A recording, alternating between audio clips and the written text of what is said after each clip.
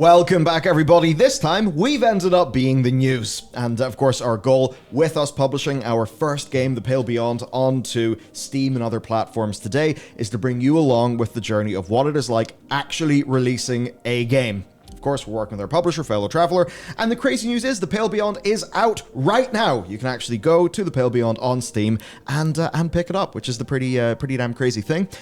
As a project, while it has had full production for the last 2 years, its initial prototype is actually just the same age as this whole YouTube channel, which is a pretty crazy thought. So, reviews are in, the game is live. First, I think, I want to tell you just a little bit about the game, just so you can get up to speed. Right, The Pale Beyond is out. It costs $19.99. However, there is a 10% off sale for launch.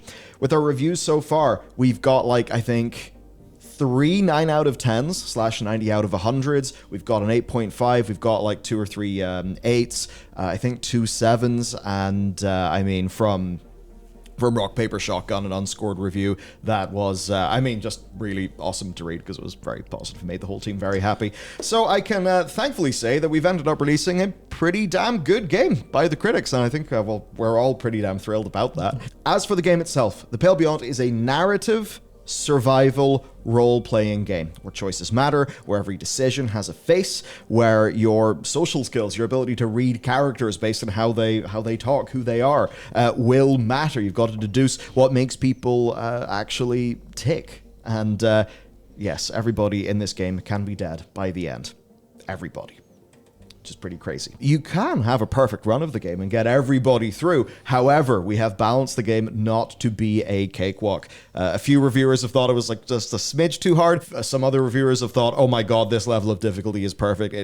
It perfectly actually makes it feel like a dangerous setting for a game where, the tough things can actually happen. Yeah, I think has been our goal. We want players to actually get that peak experience of actually earning a hard-fought victory, because I think at the end that's what makes a game stick with you.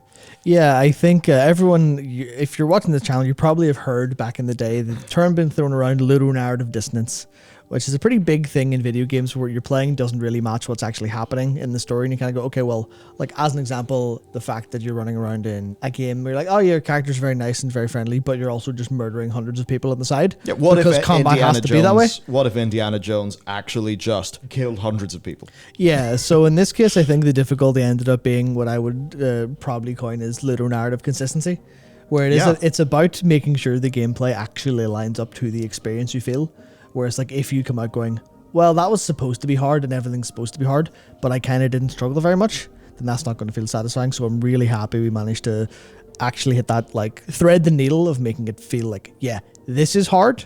It's a satisfying game, but it's also going to kind of kick your ass if you're not already equipped for it, which means it literally does test your leadership skills. Yeah, if possible, I'd like to even see if we could put a challenge mode in a future free update or something. But for now, it is a level of difficulty that we are really, really happy with. Now, you may be wondering, how long is this game?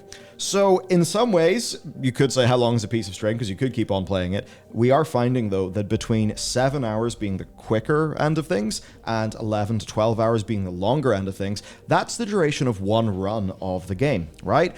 But the thing is, we've had one of our reviewers, they played the game for 30 hours and are on their 3rd run currently. So for a lot of people, if you want to see the main endings, but also see all of the different things that can happen with the different characters, then obviously there's quite a lot in that. Good example, obviously there are narrative moments that if a character dies, you won't get, or if your relationship with them is in a certain direction, you won't get. And we've really tried to have a ending to the game that is able to really draw in all of your decisions and all of your relationships with characters.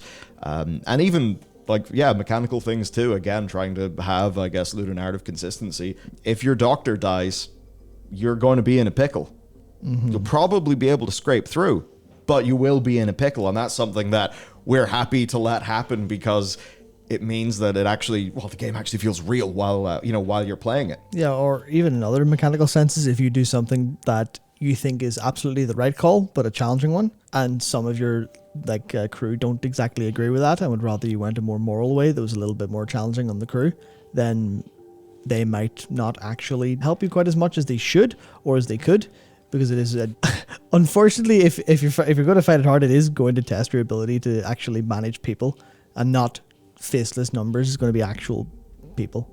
Yeah, it was one of our core design pillars was every name has a face. Originally, we were going to have like our core cast and then what we called the faceless crew, but we very quickly realized no. All of these members of the faceless crew, they need to have faces. They need to actually feel like people. So we put a lot of work into that. Now, in terms of the mechanics, like what you'll actually be managing, well, you've got obviously your food, you've got your fuel, and then decorum. Obviously, if decorum hits 0, right, then your expedition will tear itself apart because you'll have no cohesion in your group. Beyond that, though, every character you will have loyalty with, and then characters can have loyalty with each other. So as an example, whenever a character goes, let's just say some sort of vote is being cast, your loyalty with the crew, depending on the decisions that you've made, that will all impact, which means that the relationships you have with characters do have a big ripple effect and cascade throughout the crew. So for many people, I'd say this is going to be a super strong kind of, I mean, yes, it's a harsh game, but the sort of cozy experience in the way that you might just say, screw it, my Saturday and Sunday are going to be dedicated to this new mini-series that I heard is really good. And, you know, you can just go play the game in a few sittings and have a really nice immersive time. For people who are like more in the completionist angle, we've taken, I think, pretty great care with our Steam achievements to actually have some interesting, you could almost say, challenges. In that, of course, multiple endings, lots of different permutations. As I said, one of our reviewers has got 30 hours in on their third run. And I suppose if people are wondering how to support us with this, the game is available on like GOG, I believe, Humble, Steam, Epic, etc. What I would say is the best way to support us from our perspective would actually be on Steam. Yep. And I know that may not seem I guess reasonable, right? Because I think everybody knows that Epic has a the better cut than the standard Steam one. But the difference is that Steam is humongous, and the more that people buy a game on Steam, the more Steam realizes, oh hey, people like this game. Maybe we should put this game in more discovery queues. Maybe we should put it a bit higher and new and trending. Yeah, so I think that's something long-term viewers of the channel will actually know from the times we've talked about this in depth. It's Steam takes a higher revenue cut. They take a little bit more money, but they earn it, whereas other platforms kind of don't in a bunch of ways. Yeah, like that is the thing. If we decided like, oh, let's only go where the highest cut is, then so fewer people would actually know about the game. To give you an example, in Steam we also have a worse experience too. Yeah, on Steam we have just shy of 90,000 wish lists. Ultimately, Steam brings with it an audience, and that's just really damn important.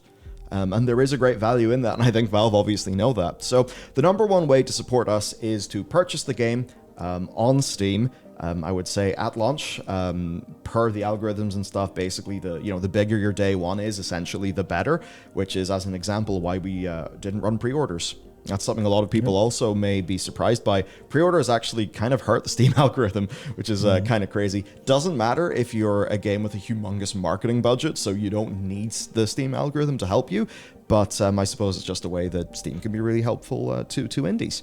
And the other way, of course, is to leave a review for the game. Obviously, an honest review from you after playing. I just say that because Steam, algorithmically, reviews are obviously helpful because from Steam's perspective, it means that more of their users are armed with information that will help them make a purchase decision and ensure that they're actually buying a game that they want, which obviously is good for us as the developer, it's good for Steam as the platform holder, and it's good for the user. Yeah, so I mean that's how I engage with Steam a lot of the time. Is I won't go obviously it's look at the game and see if I'm interested in the game, but there's so many times where I'm like, I don't think I'm particularly interested in that game, or I'm kind of on the fence based on how its like marketing material looks, based on how it sells itself on its page, and then I'll see overwhelmingly positive and I'll go, hang on.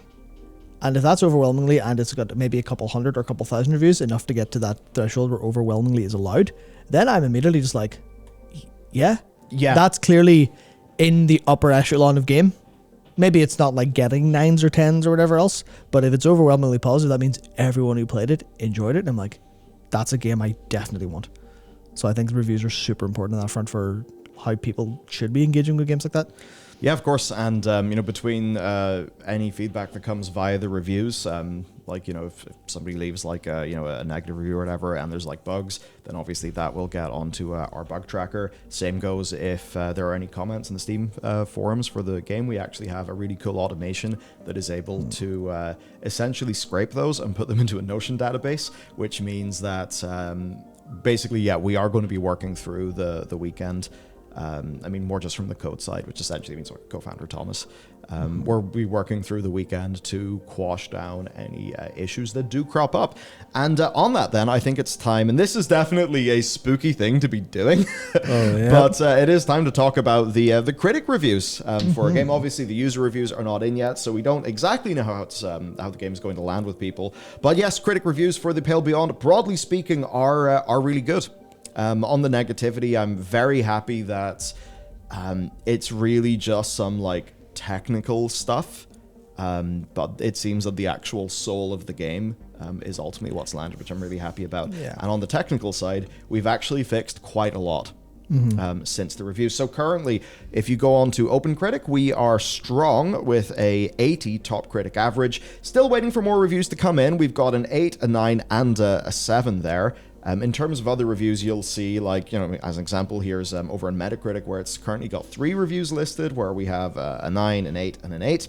There's actually 2 other 9s on top of that, which I was kind of blew my mind. You don't expect the company's first game to be getting 9s from critics. You really don't. Right, which is crazy. So to go through some reviews then, we've got Edge Magazine. This one kind of meant a lot, if you're in the UK at least. Growing up as a gamer, the 2 magazines that you'll have purchased at the shops are Edge and PC Gamer. Yeah, I've had such a worse time since. Obviously I could just get the online subscription, but I used to go to a shop that was near us that's now been closed, called Eason. And I would just go in every week or so and browse for whatever Edge or PC Gamer was that month or week. And I remember I had a couple of the ones from Edge on my shelf that have the Nier Automata reviews and interviews for on that, and that's my favorite game of all time. So it was very interesting to see the actual physical copy in the studio with reviewing it, and then seeing Chris talk about it's been fantastic. Yeah. So, Chris said it's one of his favorite games of 2023 so far. The bleakness of the polar adventure is counterbalanced by the warmth of characters you're making the journey with, tough but rewarding, with a bold late game flourish. I won't talk about endings, but I'm very happy to see that land. So to go through the kind of highlights, its decision to show you consequences of those actions at all times proves fascinating. In one sense, highlighting the artifice of everything you're doing, but also finding ways to work within the context of the story, which, that is what we wanted to ensure, that whenever you do something, you feel like it is actually going to matter and come back. On a mission of this nature, it's oddly fitting that our reach sometimes exceeds our grasp. That is on a few bugs that were in this build. I think there still there could be 1 or 2, but some issues like typos and stuff. Matt, we can talk about your Thursday night adventure soon. Yep. But essentially, every typo that is a word spelt wrong is now fixed. Yep. Which was a pretty Herculean, awesome effort. One of the game's best tricks is to show you just how close you are to the Viscount, the inhospitable conditions preventing you from taking that last vital step. So we were very happy to get an 8 out of 10 for Edge Magazine, especially they're known for reviewing. Yeah, Edge is one of the last places that I think everyone goes, and it might just be down to the name being cool, but the amount of it's Edge. Oh, that's a professional critical review. You can trust that. I think everyone kind of goes, you can throw other reviews under the bus whatever way you like, but for something about Edge, there's a level of prestige there. It's that one's real. Yeah, I think there's just something about I suppose the way that things work in print. Yeah, that's a good point. If it's survived in print for this long, then it's clearly outclassing the rest of them. So you're that must mean something, right? Yeah, it must stand for something. I think it would be. I think I would prefer being in print as from the journalist perspective, because it's impossible to hit the news when it's hot. So instead, it kind of like forces you to be interesting. Yeah, exactly. To go over to Rock, Paper, Shotgun then. The Pale Beyond has the same inner workings of its survival sim counterparts, but its gripping tale of underdog sailors clawing at survival in hopes of returning home will fuel you to its thrilling end. With those bugs squashed, and a large degree of them have been, The Pale Beyond would be a stonking survival game. I love the attention to detail in the characters and stories, which makes you hang on. Which makes you want to hang in there, not for the sake of beating the campaign, but because you genuinely want to spend more time with the crew and find out the bigger mystery behind the missing ship. Fuck yeah. That's been fun. And then, right, Polygon, this is where we actually had one really awesome actionable bug report.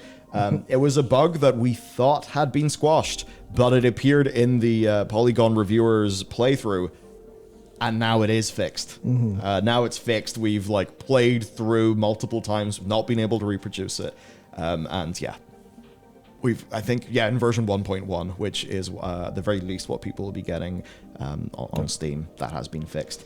But even with the Polygon side definitely getting some like rocky bugs and stuff, for all its flaws and frustrations, still managed to retain a desolate sort of charm, rough edges and all. It isn't afraid to put Shaw in horrendously painful situations where there's no good outcome.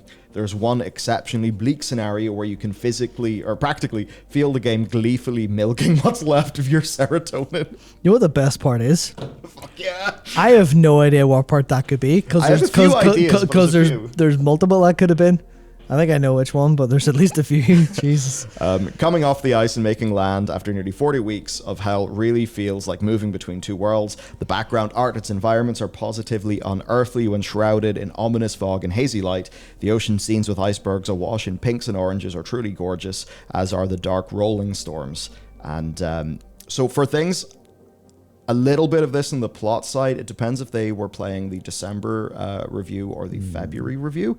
I think the same version that they played is what Chris enjoyed, so it could just be some of that ending landing differently with people. Yeah. But there was a fair bit of like tweaked and amended ending content that was in the February build, which will also be the build that you guys will get in Steam. And thankfully, as we will soon hear from the heroic efforts of Matt, quite a lot of, all those typos should be gone. Yeah, absolutely. I feel like I would actually return to the temperance and give it another whirl. As it stands, I'm choosing the ending where I get to head home and eat a civilized meal. So hopefully our efforts by launch day will mean that, that Alexis will feel, happy to give it another whirl, perhaps. If not, though, we do have our full plan of quashing any bugs that do appear. And that is like, it's funny, it's with us being QAing like a motherfucker since December, but it turns out games big, and games with 300,000 words, real big. Yes, they are big game. God is a Geek, we got an 8 out of 10. Survival game, to me, should be about tough decisions that mean the difference between life and death, and so often that isn't the case. Fortunately, games like this do exist, and they talk about surviving in the long dark. It's another game we love, and another one that's stolen my heart is in the form of The Pale Beyond, which is so awesome to hear. The characters have hand-drawn quality and are full of personality. In a game full of misery, it's at least nice to have some visual appeal. The sled dogs especially are just adorable, and even feature in some of the very few genuinely jovial moments in the game. I suppose that's it. I have a feeling that as a studio, we will make games that are pretty rough, pretty hard going, but a lot of that, is to... You get a lot of, like, human soul. You get a lot of, of gallows humor, trench humor. We as a culture here in Northern Ireland are very good at that anyway. That's kind of we're really dar a lot of the time. But it's not, it's just how we deal with the reality of the world. Well, thankfully, Dairy Girls will mean a fair few more people will actually kind of understand a bit of us. That's a good point, actually. Which is nice. Yeah. I was recently speaking to a Swedish person in the industry, and that's right, yeah. He was just like, oh yeah, me and my wife now love Northern Ireland. We're completely obsessed with Dairy Girls. It's like, all right, that's a pretty damn big cultural export. Yeah, I think that's something that I think kind of irks me a little bit about, especially when it comes to games that play it safe. That's always bugged me personally. I don't like games playing it safe because I'd rather actually feel something from playing a game. It doesn't necessarily have to be overly, because you can get those, what I would say, melodramatic games that are very intentionally trying to like poke and prod at and go, haha, okay, now feel this emotion. But if it's too unnatural, can go, yeah, whatever. So the idea that obviously the plan to actually go, hey, hang on, this is inspired by real human emotion. Can we evoke the same emotion in people? Can we get the same feelings out of them? Even if it's in, like, it is, I'm not going to say a mockery because it's just a video game, but like, it's a simulation. It's emulating that feeling, it's emulating that emotion without having to actually go out on the ice and, risk your life.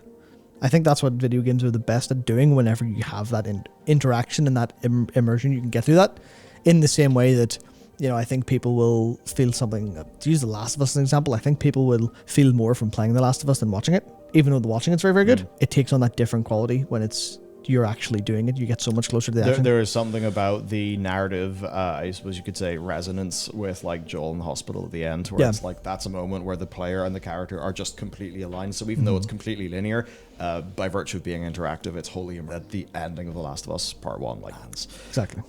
To go to boss level gamer, I was really happy. We love soundtrack. We have proportionately put a lot of time and money into soundtrack. I cannot emphasize enough how beautiful the soundtrack is. One moment it's soaring and hopeful, and then mournful and isolating. Games like this, the musical aspects of the soundtrack can sometimes become overbearing and mismatched, detracting from the realism. In the case of The Pale Beyond, it only offers to enhance the experience. They go on to say that he'll be purchasing the soundtrack DLC. Woohoo! Soundtrack and digital art book are on Steam. Overall, The Pale Beyond is a game to get lost in. It may be a short experience, especially if you kill everyone early on, which you absolutely can do, and I definitely did, but it is engrossing. Characters are well written. The plot has high stakes and multiple outcomes. I mean, if we're left in a position where people are just kind of left saying, yeah, I'd like more of this, then that is a humongo win. I mean, what is it they say about, if you ask for seconds, it proves you liked it? Gaming trends. The Pale Beyond is brutal. Just when I thought the situation couldn't get worse, something would completely flip the situation again. It's a lot of fun in a survival game to just barely skirt by, and that is a balance The Pale Beyond perfectly walks. You see, the funny thing is, we were too easy in December. Like early December, and through a lot of effort between balancing the loyalty system and then the resources, they were able to like walk that very fine line, because it's one of those things where like if you have 10% more resources, it's a cakewalk. 10% less resources, it's super unfair. I was really, really happy that the team were able to do that. What The Pale Beyond does best is atmosphere and mood, visual focus, almost entirely in pure white and a cold, desaturated blue. The character portraits likewise use desaturated colors and sketchy line work, which shows the fragility of your crew despite how they may act. The audio serves to really immerse you in the situation and demonstrate a mastery of the craft, which is a bit of a holy shit. That's not bad for a first crack, like, is it? Just pretend How to Kill Monsters doesn't exist. From Average Joe Games, the diverse cast of characters begin the expedition in obvious clicks. Each of them siloed by geographic, educational, and class barriers. In time, though, these barriers thaw in the face of adversity, bonding one to another through their collective trauma. That's something we really wanted to do. We were kind of seeing the like social and class divides that would often happen within crews, where like between the sailor class and the officer class, people. World building stuff that I think is best left for when you're actually playing the game.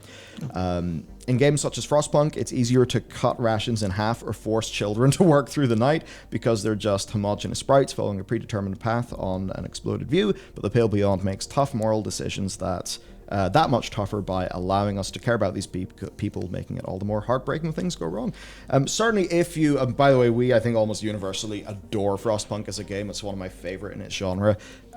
We're obviously like, I think if you like the mood of Frostpunk, if you like the vibes, if you like the sorts of decisions that Frostpunk is throwing at you, it's doing that in the context of being a city kind of building, managing survival game. We're doing that in the context of like a narrative role-playing game. But like certainly Frostpunk is a game that we, that we all adore. It's the sort of thing like if we ever got to even meet those guys, we'd totally jump at the chance.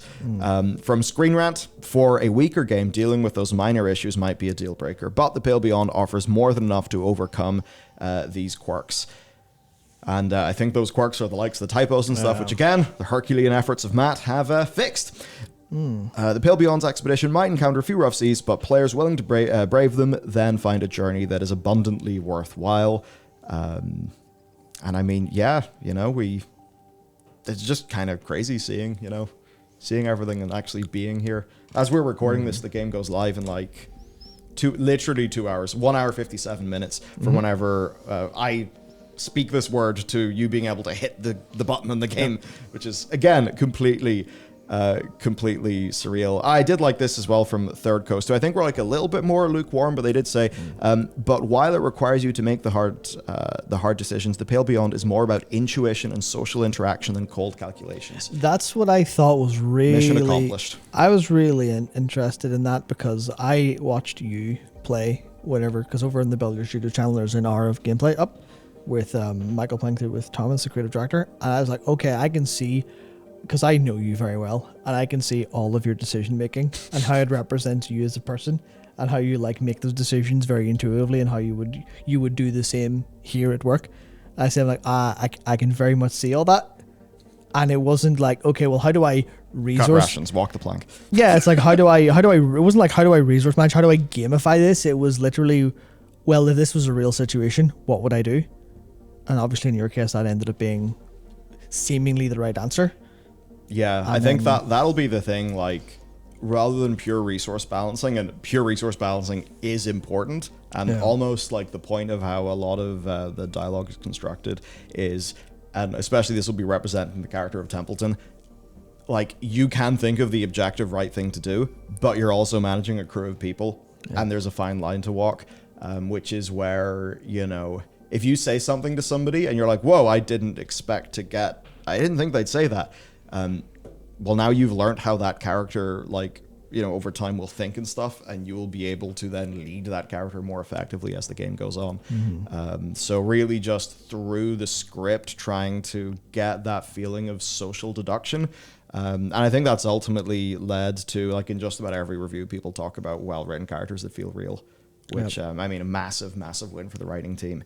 And one that I always knew would kind of be a win because, part of why we started this whole shindig is I was like, I know the YouTube and the code stuff. Not that I've been, coding for a while because, me and Thomas kind of had to split up and, search for clues. Yeah, you can chart the course of the ship that we're all in right now. Yeah, you only really can do one, maybe two jobs at most, not about 8 at the same time, which is unfortunate, but yeah. But like a lot of Thomas's experience comes from writing for theater. And I think there's a lot of stuff there where, as time went on, we were always trying to be like less exposition, less prose and more dialogue. Because the one thing is we wanted this to be a narrative game that, yes, will have a large, like in this case, 300,000 word script, but one that will feel good and approachable to players who maybe, might see FF14 and think like, oh, walls of text, this is too much for me. It's actually the difference between using the add-on immersion in World of Warcraft or just having it by default, but like actually writing to that format where even if you take the quest text of World of Warcraft, if it's actually just split up into bite-sized chunks, it's totally cool. But it's the wall of text that often is the issue. So we've kind of taken some of that, but then went a step further in how we've actually written the game to really make them feel like conversations. That level of interactivity. From Maxi Geek, brutally tough whilst never feeling unfair due to the system allowing you to succeed with some better understanding and thought out decisions. The more time you spend with the game, the better you'll get at it. A gorgeously crafted world and story full of difficult choices, heartbreaking decisions, and a warmth in learning more of the characters at your hand. The Pale Beyond is a great little game to start the year off. Fantastic. Yeah. Ooh, definitely puts us on the radar for future time. Gas. Yeah, very good. I think there was an idea, and I think I might as well just say it even on video. Because this is so good as like a leadership simulator in a sense, should we maybe try to get like a bundle deal to sell to corporations? Like, here, do you want to get 10,000 copies of our game and give it all your staff? Or a license fee for that? Perfect. Google's got 150,000 workers. We can just sell Google 150,000 game licenses. Yeah. I'm actually... We've got a plan. Yeah, I'm not being completely serious, but I think I think the world is largely opening up to video games actually, especially good ones, being good for skills, good for training, good for actually, you know, emulating, like I was talking about earlier, emulating the real life decision making. Because I know a lot of, I mean, what's the obvious example? The obvious example is people who play World of Warcraft and make a load of gold end up going into economics. Same with like EVE Online players being they're finance managers, and then they go, they go home and play EVE because they love managing spreadsheets and is what they're good at. I believe this was actually the other side of the cassette tapes that I listened to the book Endurance on. But Shackleton's Way, leaderships from the great Antarctic, leadership lessons from the great Antarctic explorer. It was the other side, or like the other set of cassettes in the box set where I got the initial audiobook of Alfred Lansing, his book on the Transatlantic Imperial Expedition, Shackleton's expedition, essentially. And like we actually, it's I guess a thing that we as a studio want to do. It is games that will put you in authentic, real feeling situations where the sorts of skills and things that you'll actually be, not to say we're making educational games, but in the same way, like you maybe will watch a TV show and like a character will inspire you. Like how many people just like watch Battlestar Galactica and end up thinking, what would a Dama do? Yep. Right? Not me, haha. Then, our hope is that you can also come away from the game just a little bit more, well, I don't know, come away with something. Yep. So, this all brings us to the Thursday night quest. So, initially, we basically see reviews. Oh, great, they're good. Phew. Okay, that is a lot of typos, and we thought we killed that bug. So, I think, let's see what happened. I was working in media content. You opened up Visual Studio Code and came up with your whole system to spell check the entire game. Yeah. And away you went. Only had to comb through the entire, what'd you say, 300,000 words? Yeah. It's hundreds of different script files all across the thing to try and find things and determine what we're, have to manually comb through almost every other line, because if it flags something, I have to check it. Yeah. But if it flags a variable that's spelled wrong, then I can't change that. Because I'll break the game. Yeah. So it's just like careful dance of, okay, how do I spell check an entire game in one evening? And then somehow I did it. Somehow. Yeah. Just as what happens when you listen to power metal very, very loudly for 4 hours. Yeah, you listen to your gamma ray and your glory hammer. You're just going to be full of power. Yeah, honestly, it was mostly Sleep Token. Sleep Token's album's coming up soon, and then like the song 4 and the other 4 songs, the Summoning, Chokehold, very good, very good. So while Matt did that, Thomas was at his computer trying to reproduce. It was like 2 bugs that we thought had been squashed, and he was able to finally reproduce them. It's one of those things, you know that diagram for survivorship bias? Right, of like, the planes that return, or the bombers that return home in the Second World War, and they looked at where all the bullet holes were, and then they like patched up with more armor the bits that had loads of bullet holes, and it did nothing because they realized the ones that returned home with bullet holes, those only have bullet holes because the places that would cause the ship to, or the plane to crash, the dead planes didn't return home. So where you saw the bullet holes is in fact not where you should armor, because those are the places that matter the least to the plane's survival. Yeah, it's the equivalent of like, oh well, people are getting shot loads in the arms when they're coming back, so we should maybe take the armor off the like the breastplate and move it to the arms. Like that's not how it works. Sometimes with QA, it is just a little bit like that. But the good news is those things Thomas was able to fix last night. So a bare minimum patch 1.1, which contains all of the stuff that's actually on the main branch right now. And I believe chances are 1.2 is also going to be what will be there on Steam.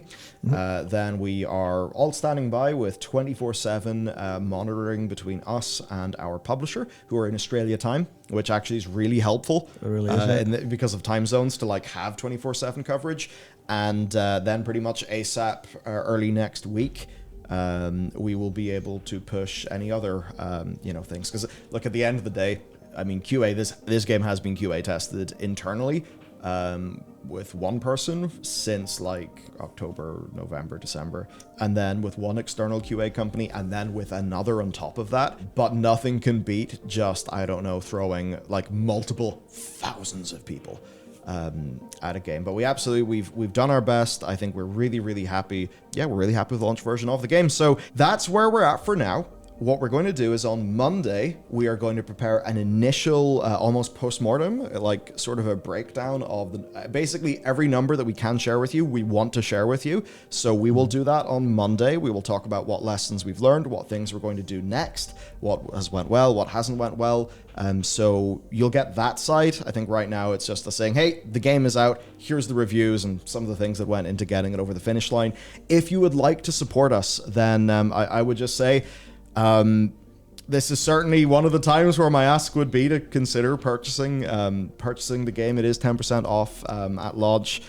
Through the reviews, like, you'll be getting a better version of the game than all of these reviews, and even with that, we have been really trending a lot in the 80s and the 90s, which we're very pleased about. I mean, I think mission accomplished in terms of making a game that for the people who like it, you know, it's really something that they would like. I'd rather make something that, you know, a smaller amount of people love than something that, you know, is maybe a bit easier and maybe pulls a few punches. Well, so yeah, we're overall just pretty thrilled about it. So buying the game is the first thing, and then leaving an honest review for the game using Steam's review system. And other than that, I suppose if you want to see a little bit more gameplay, then you can head over to the Bellular Studios channel, and over there we're also doing a full documentary, part one's out right now, of how the game was made. Yeah, there's a lot of content covering the game because, I mean, what's the point of making a game if you don't show how you did and help other people along the way? Kind of tell the story of it as you go. We always said we wanted you to bring you along for the journey, and it's unfortunate we're only able to do that now at the end. But moving forward for future projects, my plan is there to be really a lot of content on the Studios channel actually covering our journey, so that if you want to, you know, go a little bit beyond the headlines and kind of get into like the, you know, the meat and potatoes of game development, we want to show you that as well. Yeah, I don't know. I just think it's worth doing. So that's basically the crack with that. You can purchase the game literally right now. There'll be a link to Steam down below. I guess just from me and the whole team, you know, thank you for all of your support up to now. It has only been with your support that we have been able to keep the doors open, or the lights on, whatever, to actually, you know, get the game out the door. So no matter what, thank you. And I mean, yeah, double, triple special thank you if you do indeed purchase the game. So that's it for us. There'll be news over the weekend, and come Monday, we will let you know how things have went. Yeah, and don't worry, lots of news and lots of games to dunk on. Oh dear. Don't worry, the Pale Beyond, is not a loot shooter. Oh dear God. Nor will any game we ever make. Yeah, pretty much. All right, take care, everybody. Thank you for everything, and the Steam link is down below.